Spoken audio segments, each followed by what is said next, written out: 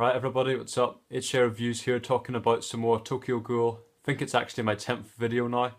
We're on to chapter 50, or maybe my 8th or my 9th.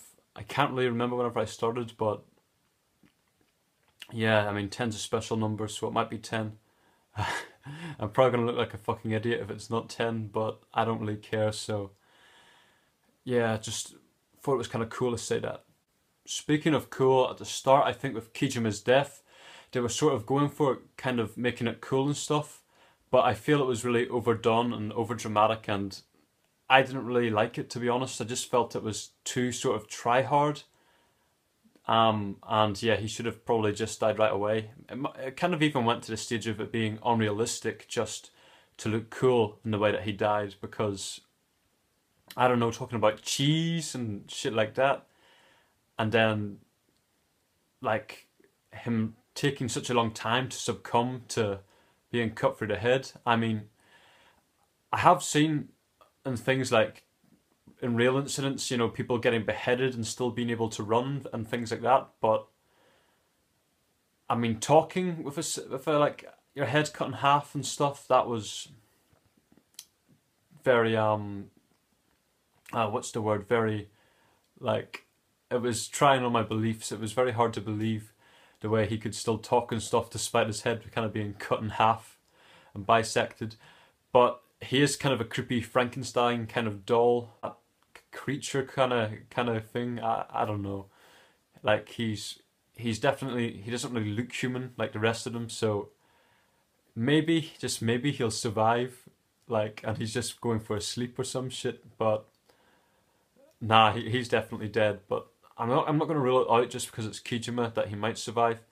But I think, especially with what happens with Matsume later on, it appears she dies too. I think perhaps Ishida sort of just thought, well, we'll kind of get these characters in, like all these new characters, we'll introduce them, and then we'll sort of just develop them, see if we can implement them into the story.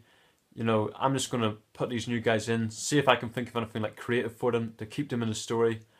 But if I can't, then I'm not going to be afraid to kill him off easily. So perhaps he just thought Kijima was too one-dimensional to like develop any further, and was just like, I'm going to go and kill this son of a bitch now. Because I mean, well, it was sort of like, it was a death match. It was like a three on, well, 2-on-1 death match. Well, it was more than 3-on-1. It was like a very big death match between Matsume and kind of Kishima and Heru and all of them guys. And at the end of the day, all the like noteworthy characters were killed. So it was sort of like a battle to the death in which everybody kind of died and stuff. And maybe that's what he was going for, just to make it kind of epic and cool like that. Or at the same time, he might have just introduced these characters and thought, if I can think of a creative way to implement them, I'm going to keep him.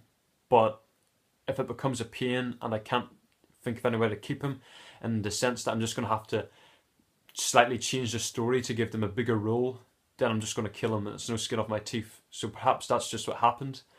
Like, he introduced them and he just couldn't think of where to, you know, kind of carry them forward.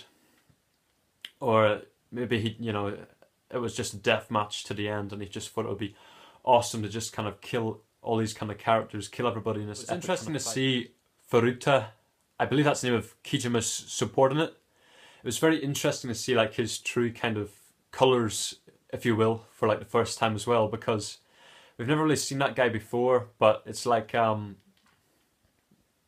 we kind of thought he was normal. He never like did anything too over the top. Like, he was Kijima's right hand man, so that should have been a red flag, that there might have been something like weird about him. But at the same time, he never like acted up.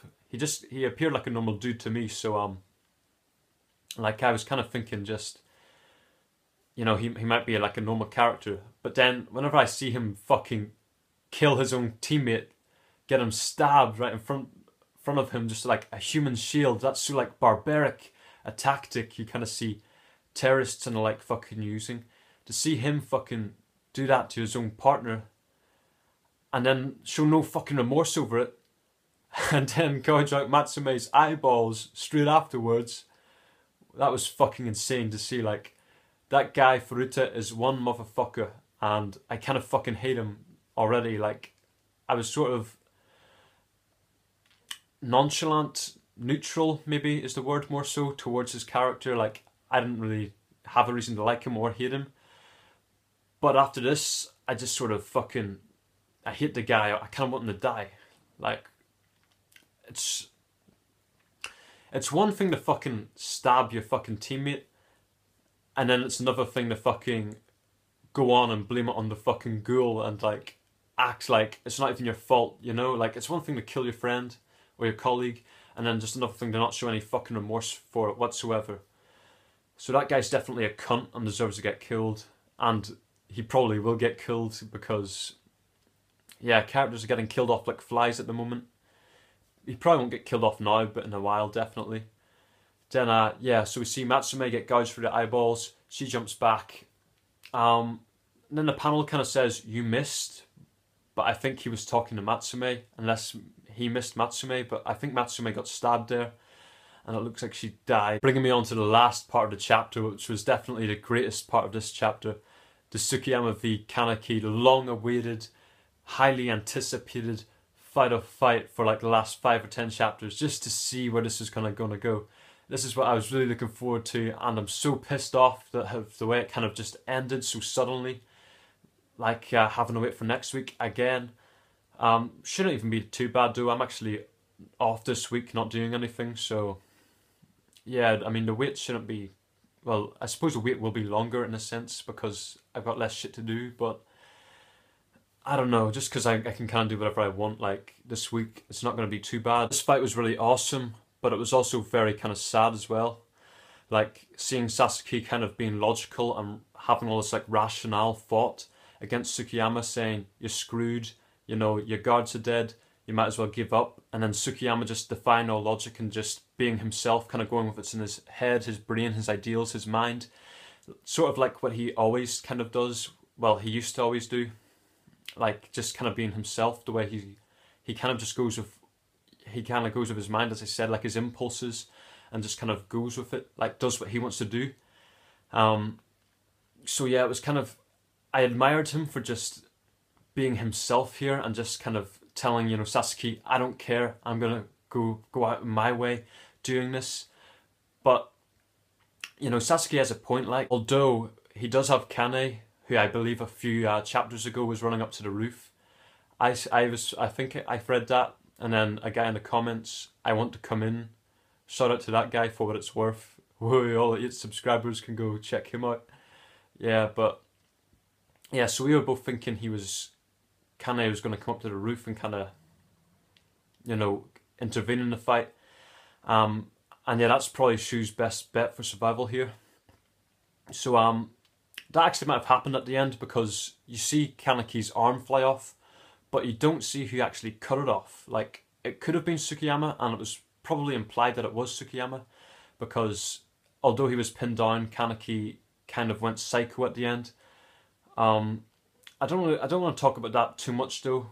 I kind of want to talk about what happened next first. Like, I will get there soon enough because there's only like 2 more pages until that, but I really liked the way Tsukiyama kind of came to the realization, like, he kind of called him a fucking dove and all this shit to his face, which must have really kind of pained him to do this to his old friend, and he kind of comes to the realization here that it's like, this is actually very painful for me as a person to like meet this guy who I used to know and then go against him like this as if I don't know him at all. It's like, it's really terrible to do that, if you can imagine that happening to yourself and one of your close friends. So yeah, this happened, and then it was kind of ironic here because he says, "I don't know you at all," but then Tsukiyama's predicting all of Kaneki's moves and his like punches and his kicks and all his fighting moves based on what he knows of Kaneki in the past. I should have said Sasuke's moves there, but from what he knows of Kaneki in the past, and that ironically kind of means that Tsukiyama does know Sasuke because he's able to predict all his moves from what he's seen. And then yeah, you have the final kind of part of the fight with the kind of sword in Tsukiyama's neck. Sasuke kind of leaning over him. He's won. But then he goes berserk, something we were all hoping for. Um, it's hard to say if he kind of recovered from it. I think he did actually. After his arm gets cut off, he looks to have snapped out of it. So he did go to berserk, but it was sort of a letdown in the sense that it didn't really do much apart from just save Tsukiyama, which is obviously a good thing. But I mean, Tsukiyama is sort of, he has no reason for living at this point. I feel like everybody he knew is fucking dead. If there is a picture of him, which there should be, because that tower he is in should have CCTV, so they should be able to find his face in the CCTV, or like have his face somewhere. He should be on the fucking wanted posters and live his life as a fucking refugee, like who, Hinami or Ayato or one of them ghouls who the CCG kind of recognised their face. And Tsukiyama's not going to fit in well in that Ahogiri tree. Like, he's not, he can cope with the fighting well, but he's not one of the ghouls who like gets off the fucking killing people, I don't think. But like, he's kind of like torso at this point, I feel, because they know his identity and shit. So where's he going to turn to? He's going to have to go to the Ahogiri. If he escapes this or hides somewhere, he might have a friend because his father was very well connected. Although it looks like most of the people his father were connected to are fucking killed at this point.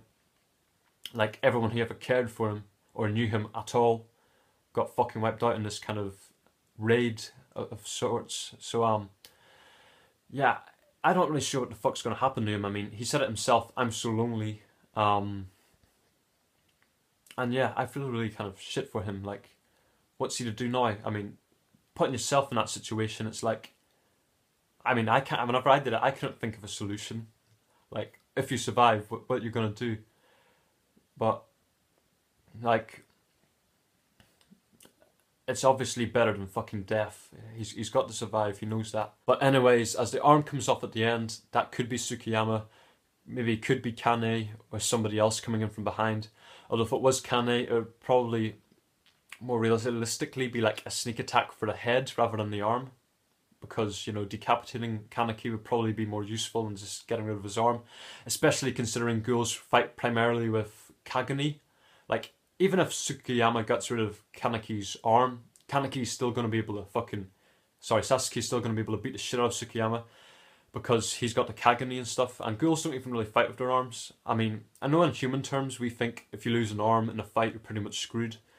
But that's actually not really the case here for the ghouls, in my opinion, because they use the arms so little in their fights anyway. It's really kind of predominantly, you know, the fight's predominantly decided by the use of their Kagane. So, yeah, even if the arm decapitated or lost, sorry, not arm decapitated, but even if the arm is lost, Sasuke should easily still be able to defeat Tsukiyama, unless the likes of Kane or someone has shown up. But yeah, that's all I have for this one. Peace out. Enjoy your week or day or whatever. Until next time, peace.